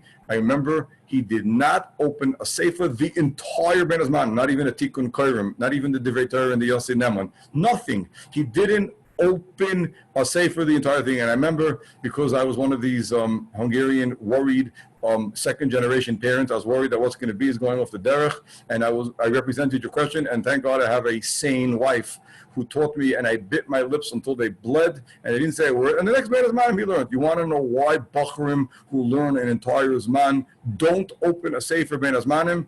Answer number one, I don't know. I've experienced it myself. I was also once a Bocher. By the way, all of us are once Bocher also. It's funny. All these people asking these questions, I don't remember that I learned so much Ben Azmanim or got up in time. And I don't know, we turned out okay. I even got myself to get to this evening to speak. So it must be that people who don't learn every Ben Azmanim well, eventually something does come out of them. And it's not the end of the world. Nothing will happen. Leave your children alone when they come home, bein azmanim. You don't need to tell them to learn. If you have a child who's not learning, so you're in trouble anyway the whole year. Why does all this tzoros have to land on Punk the time he comes home? Punk the whole year, everything's okay, and then the kid comes home for 2 weeks, and Tati and Mommy standing him, and they do it all types of ways. Who are you learning with this morning? Who says, I'm learning this morning? And what did you learn this morning? Who says, I learned? Who says, I want to? Leave the kid alone, by the way. He's doing fine. He did well the whole year. If you'll hold yourself in one ben azmanim and don't tell the kid to learn, I give you all the bracha. Next ben azmanim, the kid will go to learn. I can guarantee you that if you nudge him, you'll find the next ben azmanim, he opened a business and he's doing all types of things. But one thing, he's not home, that's for sure. Leave the kid alone when he comes home ben azmanim. Leave the kid alone. Ask him what time he wants to get up in the morning so that you can wake him up once for shacharis and ask him what he wants for supper. Those are the two questions, not in that order that you should ask your children when they come home from Bezmanim.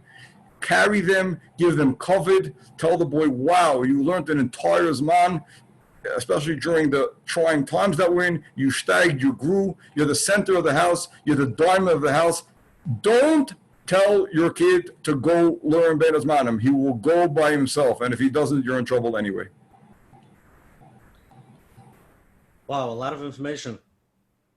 Huh. What's with a kid that's still home and has to go to Shachris in the morning, and the mother wakes him up? I guess a few times. Say that again? The mother's trying to get the child to go to Shachris in yeshiva. The child says, "I'll go 9 o'clock, 9:30. I can daven local." But it's not. I don't have an answer to that question. It's a specific issue and a specific situation. You understand? I don't have an answer to anything. Like I said in the beginning, every situation is different. Why a child's not getting up in the morning? It has to be found out why the child's not getting up in the morning. You understand? Beautiful. Okay, so this is a question that came in about the son is not stopping, doesn't stop shopping. He needs up-to-date style clothing, always needs to be the one in his class. That's the first that has that style. So the person that's asking the question is, how can I explain to him, number one, that he doesn't need it, number two, I can't afford it, and number three, that's not how he's going to grow up to be a Talmid Chacham. So I think the third part of that's not going to be a Talmid Chacham. He can spare the child the speech, okay? Because I'm not sure that's exactly what the kid needs to hear.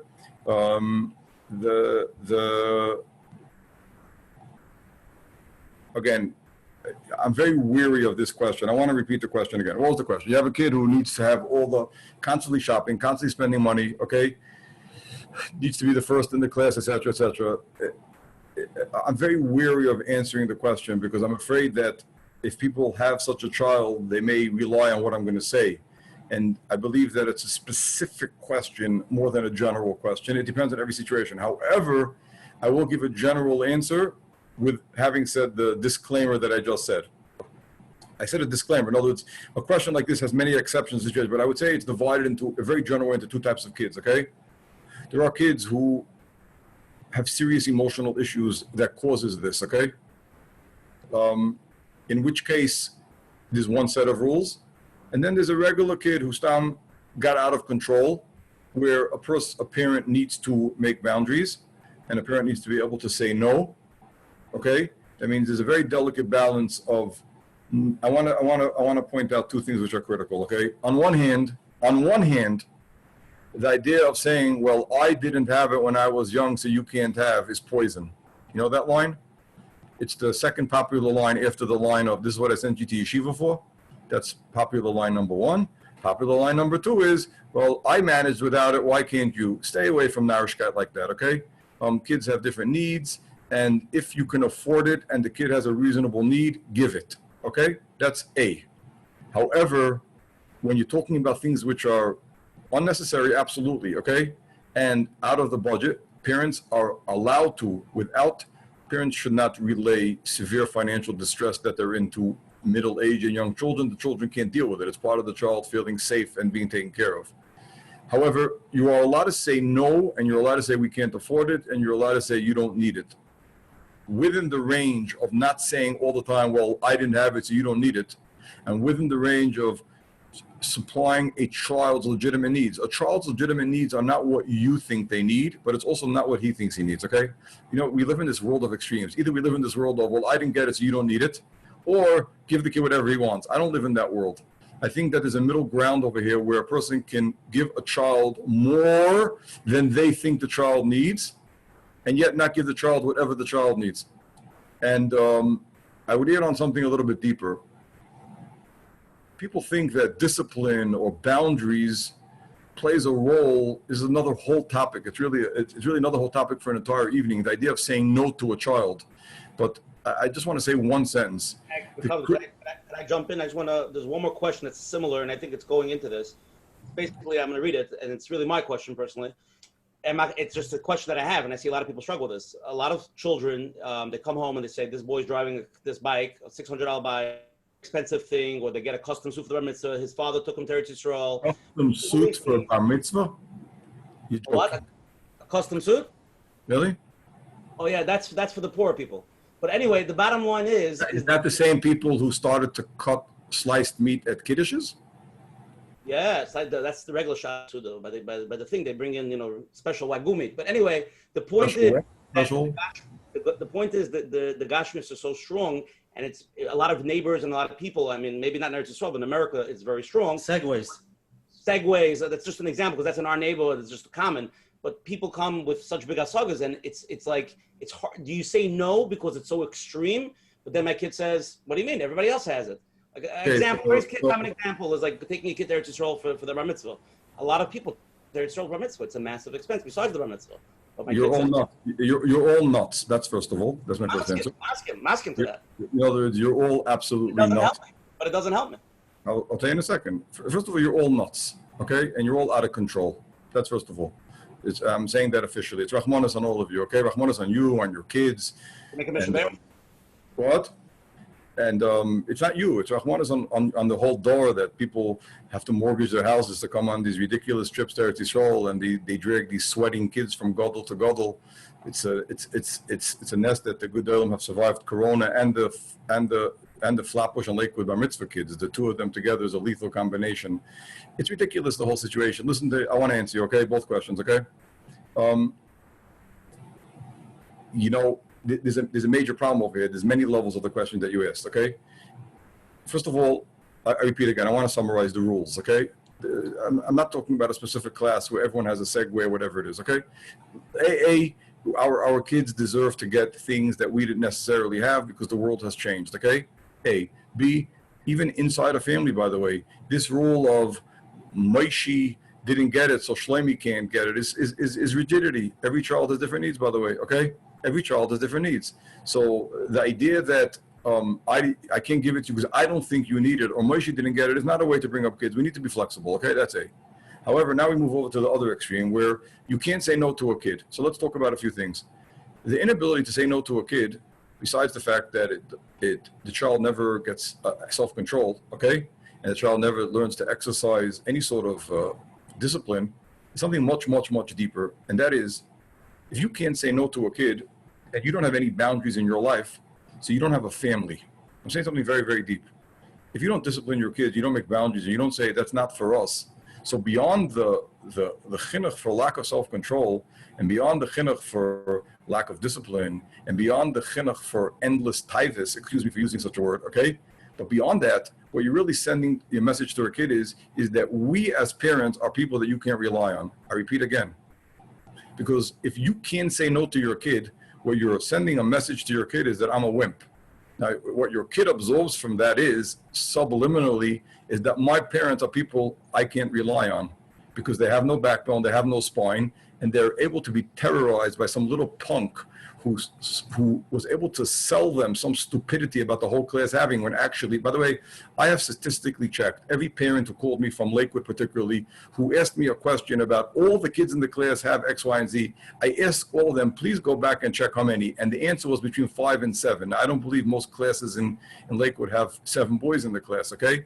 And most of the children who say that everybody has is a lie, okay? And the inability of parents to say no on things that are absurd, don't make sense, just because everybody has, beyond the damage, the local damage of non-discipline and non-self-control, the major effect is that the kids understand that my parents have no spine, my parents have no boundaries, my parents are weaklings, and I can't rely on them in a time of need because they're a bunch of nebuchs. And the damage that's done from non-boundaries and inability to say no is way beyond the overspending. You know, you're talking about overspending and listening to everybody and the kid's gonna be about taiva. What concerns me is that your kid doesn't have parents because he doesn't have a family and there's no house and there's no boundary, because a house is not just a physical structure, a house is an entity. And when the parents don't have the ability to say no and create boundaries and say, this is our lifestyle, even if they have the money, by the way, nothing to do with money. Even if we have the money, this is the way we live. Now, the way we live needs a flexibility, okay? We're not living in Rodden without floors. But this is our standard of living, either because this is what we believe in or because this is what we can afford. The inability of parents to give over that message and stand behind it to their kids means they don't have a family. And the kids absorb that when I'm going to be in trouble, I don't have anybody to rely on because my parents are wimps. And the damage from that is far more than the extra segue or ridiculous trip for bar mitzvah that they took. Well, but I have to tell you, we have to live up to this. It's a problem. It's a challenge. It's not a problem. And if all of the 542 people who are still on here now would gather together and stop believing the narishkeit of everybody has and start to go back to sanity, we could stop this craziness. Just everyone's afraid of everybody else's shadow. You're all, when I say you, I don't mean anybody sitting in front of you. You as a community have been taken, you've been kidnapped by 13-year-olds. It's an incredible thing in the history of Klal Yisrael. An entire middle-class, middle-aged dor were kidnapped by their little kids. They're being terrorized by 13-year-olds who tell them that everybody has. Like, nobody has any spine. You don't have any guts to say no. We're not talking about, I said, if a child, now all this that I said is with a child who's not at risk. A child who's at risk has a completely different Shulchan Aruch. Everything I just said about making boundaries and having a spine and being strong and being secure and being an anchor and making boundaries and representing what a family is and stop being terrorized or kidnapped by a bunch of little kids, as long as you provide them with their legitimate needs, not yours, by the way. All this applies to children who are not in trouble. Children who are in trouble have a completely different Shulchan Aruch. Those are the kids I would take on the trip, and those are the kids I would spend the money on. That's a completely different Shulchan Aruch. I don't want to leave this topic without clearly making this disclaimer. We're talking about children who are regular mainstream children. We're getting close to Shachris in Yerushalayim, by the way. Okay. Rabbi Elefant, what time do you have to go? What time do you have Shachris? I don't know. Maybe I'm part from davening this morning, so it's your straight. Ben Azmanim, let the Bochurim go, sleep late. Then one more question, then we'll go to closing. Everything I say to parents, I don't keep myself. I run a very tight ship. I just speak it out. Okay, what should a parent do when he sees his son is not listening to him? For example, he has a phone with texting Ben Azmanim, he's following sports, he's listening to Goyish music, shows, things that he wouldn't approve of. What should he do when he sees How old is the boy? 15.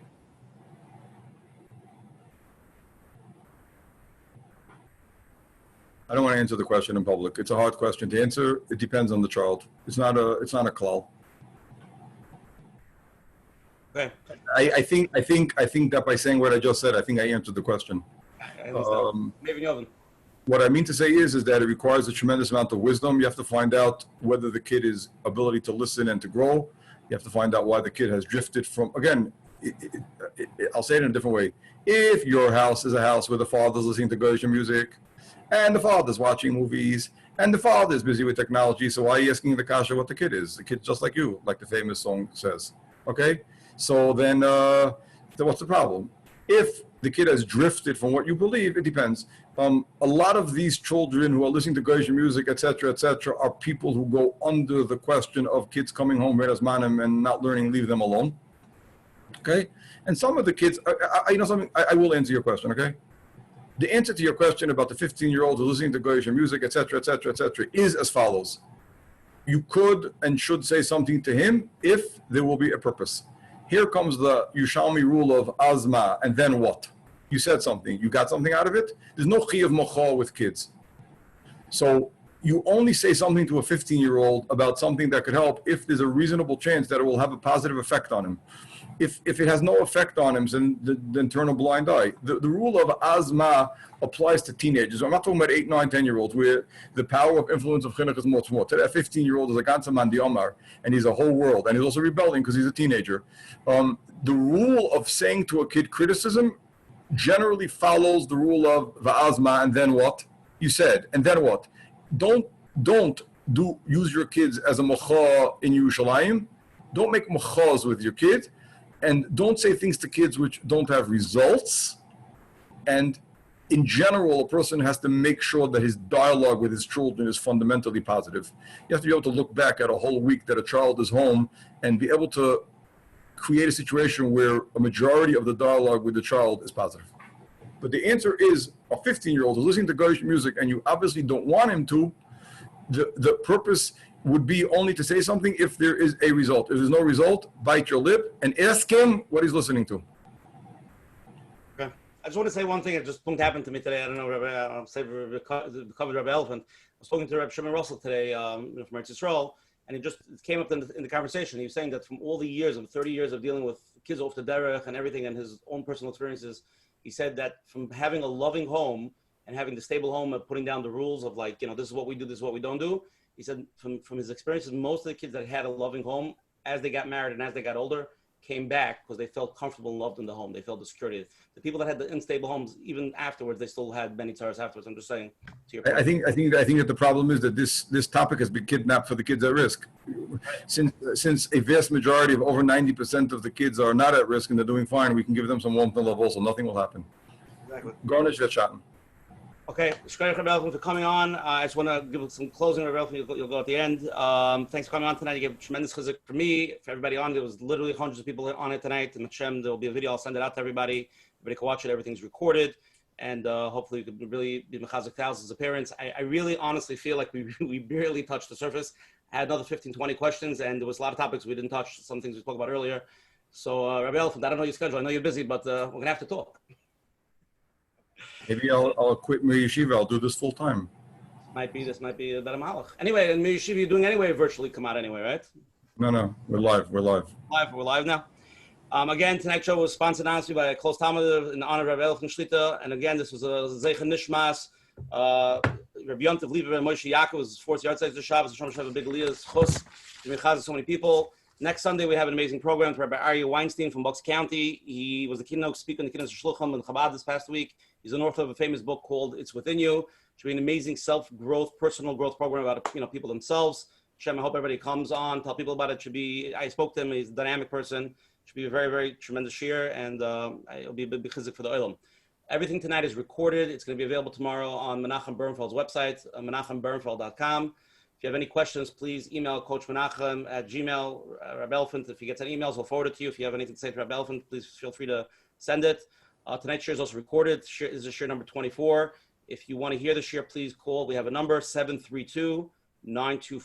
It's option 4, and this whole share is recorded. You can listen to it on the phone as well. I want to give a special thank you again to all our advertising sponsors, the Lakewood Scoop, for every week pushing us here in Lakewood. for chazak.org, for always helping us. Robbie and Eva, really appreciate it. COL Live, Mrs. Mika Sofer. And special thank you to Chayla Kaufman and Shmuel Sommer for always promoting us digitally. Coach Menachem, closing words. Rabbi Elefant, I'm getting messages already that it was really amazing, tonight's share. So it's coming in from the chats, emails, Baruch Hashem. But again, I'm going to say what I always say, a lot of information. And now we have to start figuring out, where do we start? And like you put us into our place, all the Americans, everybody with their things. And the chachma is to figure out, where do we start? And like you said, the perfectionism. Many us parents have to look deeply and see where we're up to and how it's affecting our kids. And I think the one thing that I took out tonight in the hardest thing is to be able to bite the lips when you need to, like you said a few times, because to differentiate, what am I doing because I need my kid to give me nachas, because that's what I want. How many times did you hear I am me, and not really about the kids, and how much is it me and how much is it the ego that needs the kid to do? And there's a lot of introspection, and I guess next week we'll see how Rabbi Weinstein tells us to get some self-worth. I'm not sure if he'll tell us to use the small notes or not, but we'll find out next week. But there's a lot of work. So thank you again, Rabbi Elefant, and thank you all for coming on tonight. And Amid Hashem, hope to see you next week. And thank you, Usher, for a great job. Trying to get back into it. Rabbi Elefant, you want to say the very closing words? I think I spoke enough tonight. I'll just end with one sentence, and that is daven your heads off. Because at the end of the day, everything is tefillah, tefillah, tefillah, tefillah, tefillah. Daven your heads off for your kids. And hopefully we'll have siyata d'shmaya and nachas de kedusha. V'hariv na Hashem Elokeinu es divrei saros v'finu v'niya nachnu v'tzetzeinu v'tzetzoi amcha beis Yisrael kulonu yedi shemecha v'loim d'etu v'sachal d'shmo. A good chodesh and a good winter to everybody. Kol tov. Amen. Good night. Thank you very much, Rabbi Elefant. See everybody next week. Zay gezond.